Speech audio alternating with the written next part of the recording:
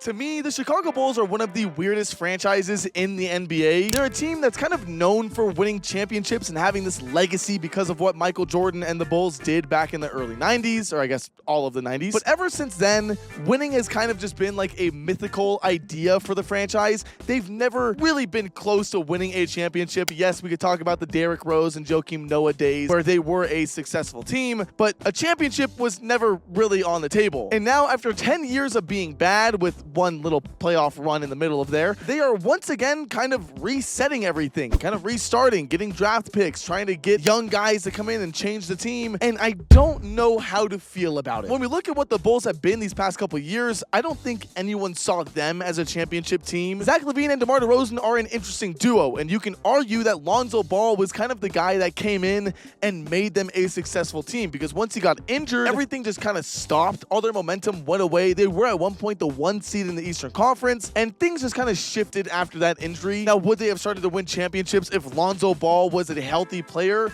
No, I'm not saying that in any way, but it was just a really weird era where it felt like they were stuck in some place and it took them way too long to switch and move on from that, but they finally have. So I feel like we should sit here and talk about what is next for the Chicago Bulls. What does their roster look like to me? How do I think they're going to age and play out in these next, 4 or 5 years, or however long it takes for them to become a good team again? And I guess since we already kind of talked about him, we should start with Lonzo Ball, a player who has not been on an NBA court in 1,006 days. It's been that long since we've seen him play. You know how long ago that was? We were watching Kyrie Irving, Kevin Durant, and James Harden team up in Brooklyn. We had Porzingis and Jalen Brunson out in Dallas. Josh Hart was on the Pelicans at the time. So much has changed. I think that's also when Chris Paul was on the Suns, and that was really his last moment of success. So many things have changed, and seeing Lonzo Ball step back on the NBA court was just beautiful to see. And it's not just because he was hitting a three-pointer or he grabbed a rebound and made an assist, whatever the hell it was. It was the hustle. It was the defense that was like, oh shit, even though he's been gone for 2 years, he's still that guy. Not to mention, all of this was happening during a preseason game.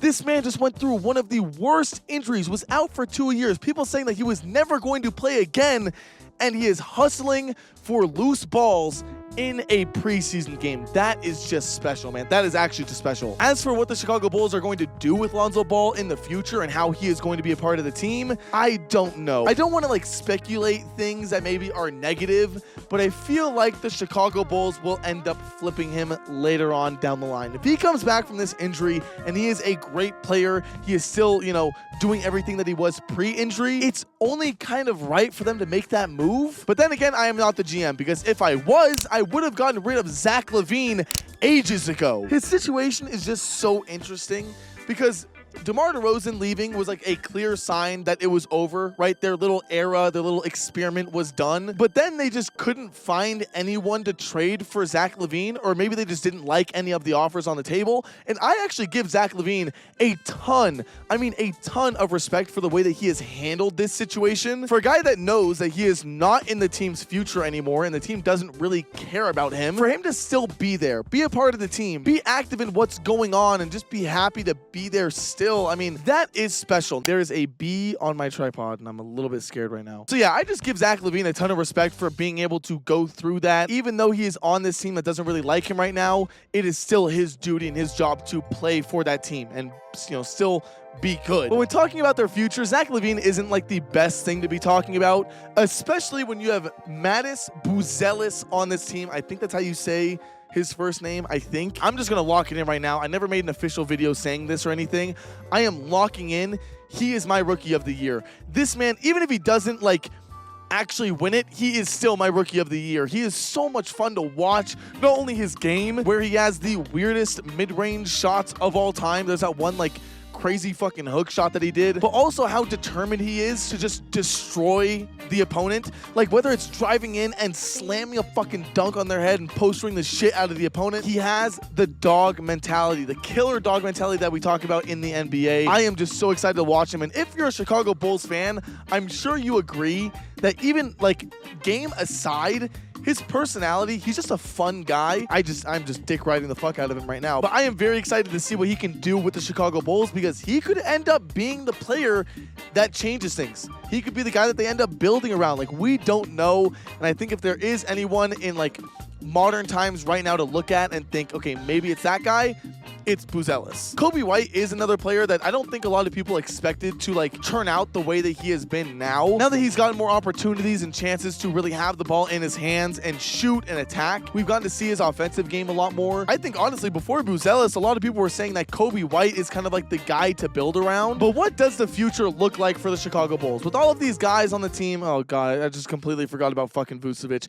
Yeah, they gotta retool the shit out of this roster. We could start right there. The one thing that pisses me off about this team isn't that they're going to be bad this year, but it's that they're going to be better than what they should be. You have a draft right now in your hands with Cooper Flagg and a ton of other great prospects. I've always heard so much stuff about how good this draft is going to be, and here they are still weirdly trying to compete for something. Why is Vucevic and Zach LaVine still on this team? I don't understand, when this should be all about the young guys. This should be the biggest tank job of all time, but instead they're weirdly trying to win more games than necessary.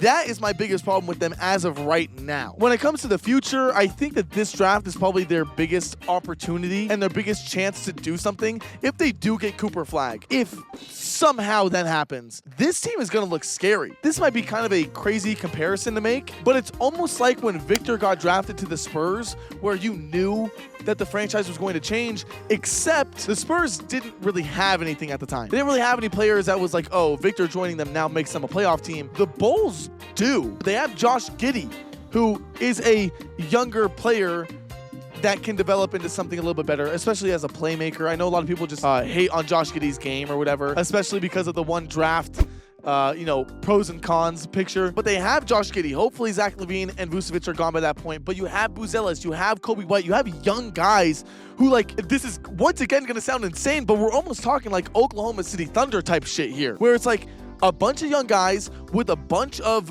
room to develop and grow into something and really form a crazy young team that is crazy good and can start competing really early on. But are they going to find themselves in that situation?